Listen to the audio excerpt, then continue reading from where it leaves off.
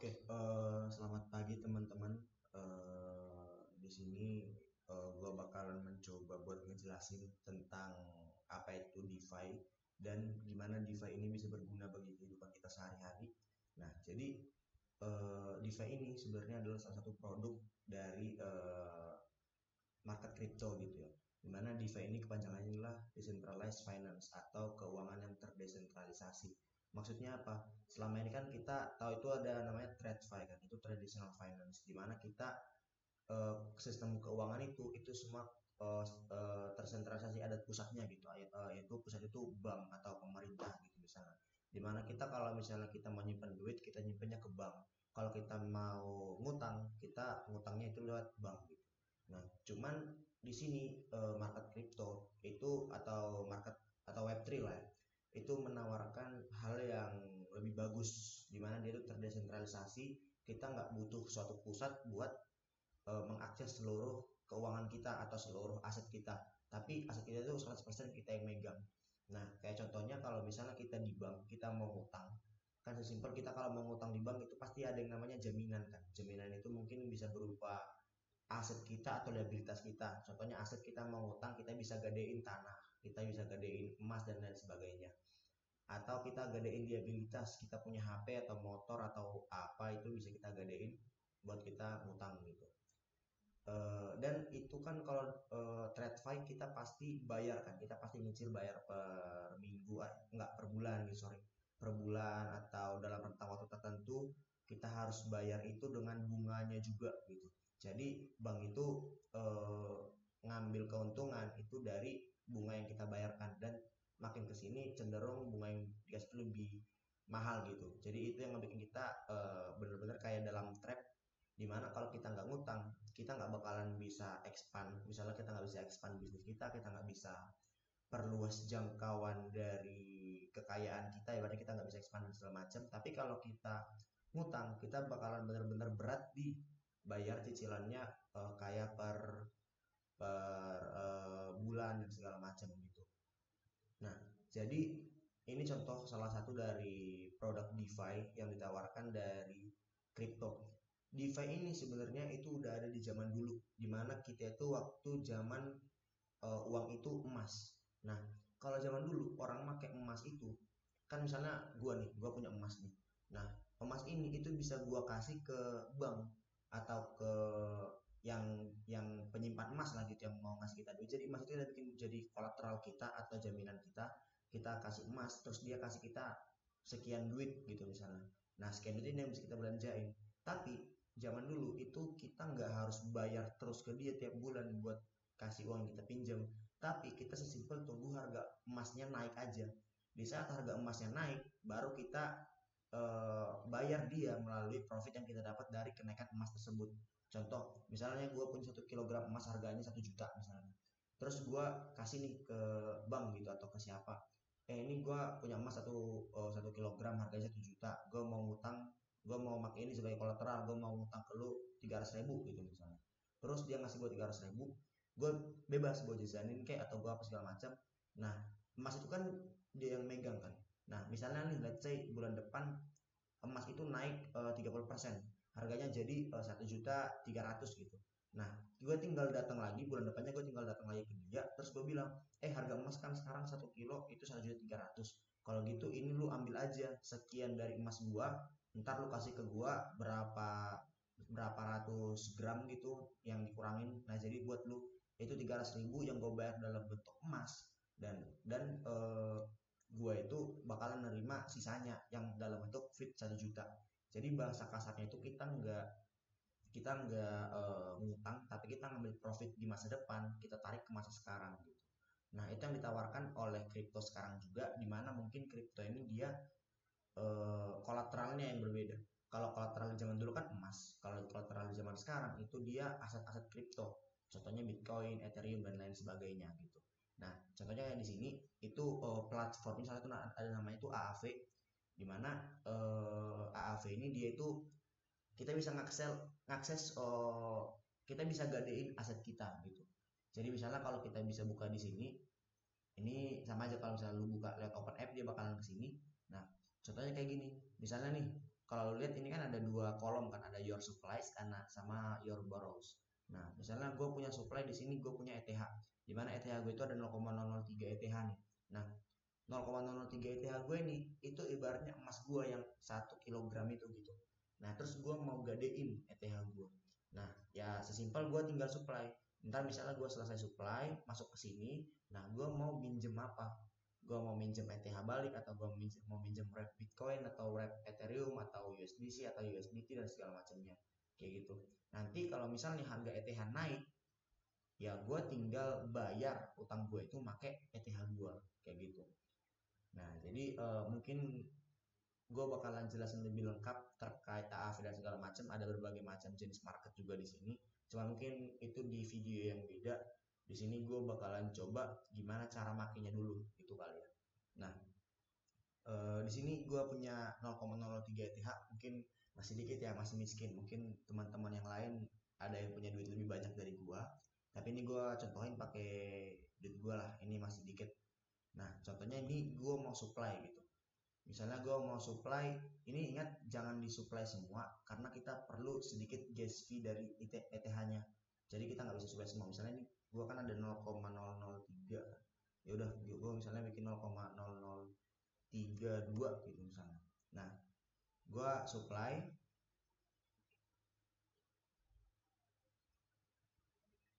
Oh bentar.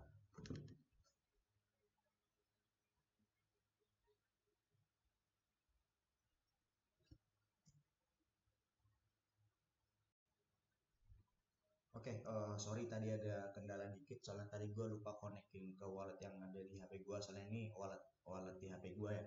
Nah, ini contohnya, ini udah gue berhasil withdraw. Konsepnya sama aja, tadi lu pencet supply terus masukin berapa, dan ingat jangan sampai 100% karena ini lu perlu buat gas fee. Nah, nggak usah banyak-banyak sebentar gas fee-nya, soalnya kita pakai di market yang Arbitrum. Nah, ini ntar bakalan gue jelasin di next video sepengetahuan gue kenapa kita pakai market Arbitrum, kenapa kita nggak pakai market yang lain gitu.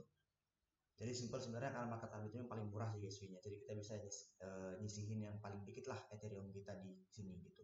Nah, ini udah masuk ada 0,003 sekitar $8. Nah, terus Ethereum kita nih setelah kita masukin ke supply baru kita bisa borrow. Nah, kita bisa borrow apa aja nih? Kita bisa borrow apa aja di sini, dan maksimal yang bisa kita borrow itu $6,53. Kenapa nggak bisa $8? Karena ya logikanya gini aja. Kan ini kan kita kita ngasih aset kita Ethereum itu sebagai kolateral gitu kan. Kalau misalnya kita ngasih aset kita Ethereum sebagai kolateral $8 gitu, terus kita ngutangnya juga $8. Nah, kita kan nggak tahu namanya aset kripto kan pasti fluktuatif banget kan, bener-bener kayak kita nggak tahu lah apakah besok bakalan deep down atau bakalan pump gitu kan, apakah bakalan dump gitu. Nah, kalau misalnya pump, ya it's a good news. Tapi kalau misalnya bakalan dump, aset kita semua bakalan kena likuidasi. Nah, jadi ntar kita bakalan lihat ntar di sini, kalau kita udah borrow satu aset, kita ngutangin satu aset, itu dia bakal ada health factor, di mana health factornya itu yang bakalan kita lihat. Semakin health factornya itu rendah, berarti semakin bahaya aset kita buat kena likuidasi kayak gitu. Kalau aset kita udah ada di titik tertentu buat kena likuidasi, ya aset kita bakalan hilang, dan ya udah, kita cuma bisa dapat duit yang kita pinjem aja gitu. Jadi kan kita sebisa mungkin aset kita jangan sampai kena likuidasi kan gitu. Nah, contohnya di sini gue mau ngutang USDT aja, ngutang yang stabil aja, karena ntar buat kita balikin aset yang kita pinjam itu dalam bentuk yang kita ini juga. Misalnya kalau gue ngutang USDT, berarti gue ntar bagian dalam sekian USDT juga gitu. Misalnya di sini kan dia bisa 6,53. Nah, ini ada health factor, ini masih unlimited. Nah, kalau misalnya kita masukin contohnya satu, nah health factor itu 6,79, which is ini sangat-sangat health lah ya, sangat-sangat sehat kalau kita mau minjemin satu dolar doang. Tapi mungkin gue di sini bakalan coba, gue bakalan mungkin minjem 3 kali ya. Nah, kalau 3 itu dia bakalan jatuhnya kuning gini, health factornya kuning. Nah, jadi ini sudah dikit bahaya, cuman gue bakalan coba borrow.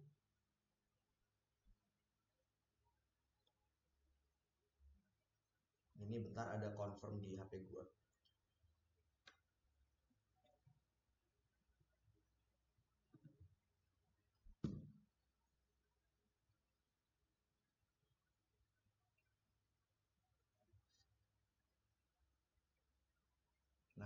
Ini udah selesai, kita udah berhasil minjem 3 USDT kita. Nah, oke, close. Nah, ini udah langsung masuk. Nah, lucunya kita bisa bikin USDT ini jadi kolateral lagi.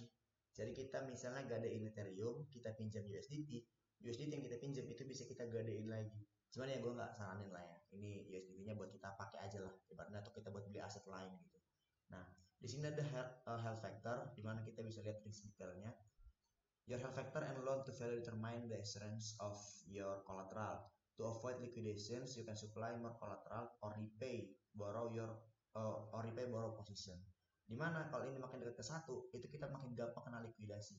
Tapi dia kalau makin jauh, itu dia makin susah kena likuidasi. Jadi saran gue sebenarnya makin jauh aja ambil likuidasinya. Tapi kenapa gue berani ambil sampai sedekat ini? Sesimpel ya karena eh, sekarang lagi bull market gitu. Sekarang lagi bull market dan menurut gue aset kripto seperti Ethereum, Bitcoin dan lain sebagainya itu easy to pump lah. Belum lagi dengan kabar yang kita dengar baru-baru ini CZ udah dibebasin, terus udah nggak ada lagi kabar yang mengkhawatirkan banget lah yang bakalan ngebikin market down. Jadi kita udah back to easy mode lah bahasa, back to bull market. Jadi menurut gua bakalan take the risk dan ya gua let my Ethereum pump lah. Gua bakalan biarin mungkin kecil lah kemungkinan, lebih kecil kemungkinan Ethereum buat ngedam di beberapa hari ke depan kayak gitu. Nah, benar kalian bisa lihat di wallet kalian kalau USDT-nya ini udah masuk ke wallet kalian. Nah, ngubah ini buat kita bisa pakai setiap hari gimana? Ya simpel. Kalian tinggal withdraw USDT kalian, kalian tinggal kirim ke wallet di exchange kalian. Bebas kan, Indodax, toko kripto atau Pintu atau Peluang atau Binance, Bybit atau yang lain terserah. Nanti setelah kalian withdraw baru kalian ubah ke rupiah, peer to peer atau apa terserah gitu. Nah, jadi menurut gue ini adalah suatu hal yang sangat-sangat bagus di mana kita ngutang tapi kita nggak harus bayar per bulan, kita nggak harus bayar bunga dan segala macam. Bahkan ini gue bunganya masih positif. Jadi logikanya gue udah ngutang tapi gue bahkan dapat bunga lagi. Bunganya ini dari mana sebenarnya? Bunganya ini itu sebenarnya dari Ethereum gue. Nah, kalau kalian lihat Ethereum ini gue dapat TPY 2,04%. Berarti gue itu kalau misalnya gue nyuplai Ethereum doang tapi gue nggak minjem apa-apa, gue dapat tahunan itu 2%. Misalnya masukin 100 juta, berarti gue di tahun depan gue bakalan dapetin 2 juta free kalau gue nggak ngutang apa-apa gitu. Kenapa? Karena itu ibaratnya return yang dikasih sama AAV ini karena kita udah ngisi liquidity di sini. Kan ini kan bahasanya kan kita liquidity. Kalau misalnya liquidity di sini nggak ada, orang mau minjem mau ngutang juga gimana kan? Ibaratnya sama kayak uh, money changer lah. Money changer kita mau ngubah rupiah ke dolar, kalau misalnya money changer nggak punya dolar ya gimana, nggak bisa kan. Jadi sama kayak ini, jadi kita berperan sebagai LP namanya liquidity provider ke platformnya AAV ini, dimana kita ngasih Ethereum kita, mungkin orang lain yang mau uh, ngutangin USDT dia buat minjem Ethereum. Nah, dia bisa pakai Ethereum dari liquidity kita gitu. Nah, itu karena itu kita dikasih return sebesar 2,04%. Loh, tapi kenapa ini kita jadi dapatnya 0,18%? Karena gua ngutang USDT. Di mana USDT gua APY-nya itu gua bunganya itu 5,12%. Sebenarnya kalau gue bilang gak ada bunga, itu sebenarnya karena udah ada hitung-hitungannya. Kalau misalnya logikanya pasti AAV perlu bunga dong, pasti AAV kasih bunga dong sama kita, terapin bunga lah gitu sama kita. Cuman bunganya kan menurut gue sangat-sangat kecil dibandingin bunga yang dikasih sama TradFi.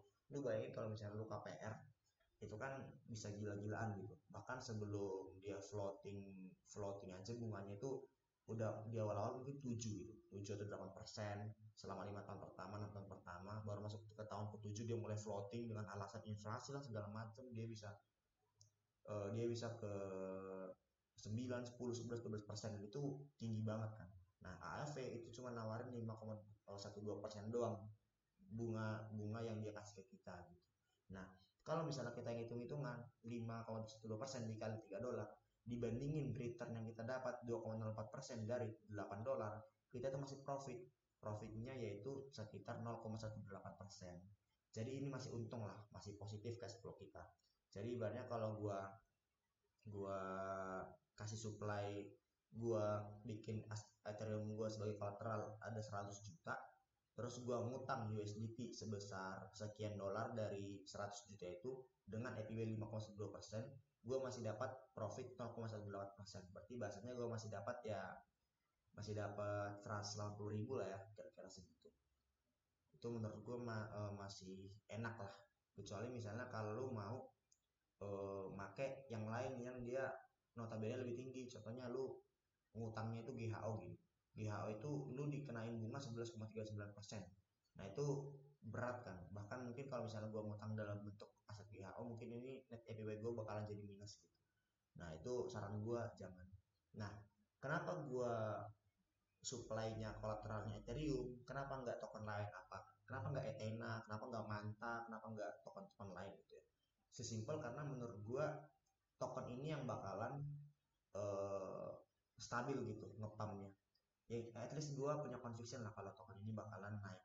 Beda sama token-token altcoin lain yang bahkan kita itu gambling itu bakalan naik apa turun di bull run kali ini.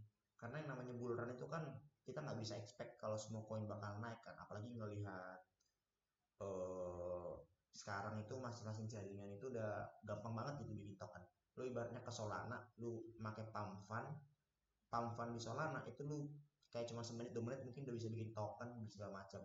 Jadi udah ada sangat banyak, ada puluhan juta token yang beredar sekarang yang kedaftar di DEX ataupun yang ada di CEX itu kita nggak bisa expect semua itu bakalan naik lah gitu.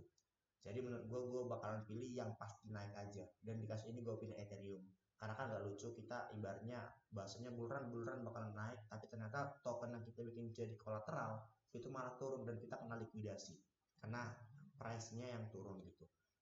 Itu kenapa gue milih Ethereum. Mungkin selain Ethereum kalian bisa pakai USDT juga gitu. Kalian bisa pakai Bitcoin juga, sorry. Mungkin kalau nggak Bitcoin, Solana atau BNB ya top 5 lah. Itu untuk menjelang bull market. Mungkin nanti di next video gue juga bakalan jelasin gimana simulasinya kalau kita ada di bear market. Bear market malah kebalikannya. Kita pakai USDT sebagai kolateral dan kita ngutang Ethereum. Karena saat kita ngutang Ethereum bisa harga Ethereum lagi tinggi-tingginya. Nah, kalau di bear market harga Ethereum turun, kita bisa bayar Ethereum itu sangat sedikit gitu. Karena kita bayar dalam bentuk Ethereum. Misalnya kita USDT kita taruhin misalnya 1000 USDT dan kita minjem satu satu Ethereum gitu misalnya ini ya. Nah, misalnya di satu Ethereum itu kita pinjam harganya $500. Nah, terus bear market nih, harga satu Ethereum turun dari $500 ke $8. Kita untung sekitar $492 karena kita bayarnya nggak bentuk dolar tapi USDT, tapi kita bayarnya dalam bentuk Ethereum. Kita ngutang satu Ethereum, kita bayarnya juga satu Ethereum gitu. Jadi menurut gua itu simulasi di bear market. Ya itu mungkin bakalan gua jelasin lebih lengkap lagi di video lain lah. Cuman mungkin video gua cara minjem duit di AAV kayak gini. Jadi ini sangat bagus lah ya bahasanya karena duit kita di sini masih aman, ada $8 dan kita masih bisa ngutang gitu. Nah, utang ini bisa kita pakai jajan atau kita pakai buat beli Ethereum lagi biar double gitu profitnya. Nah, jadi mungkin sekian video dari gua. Maaf kalau ada salah kata.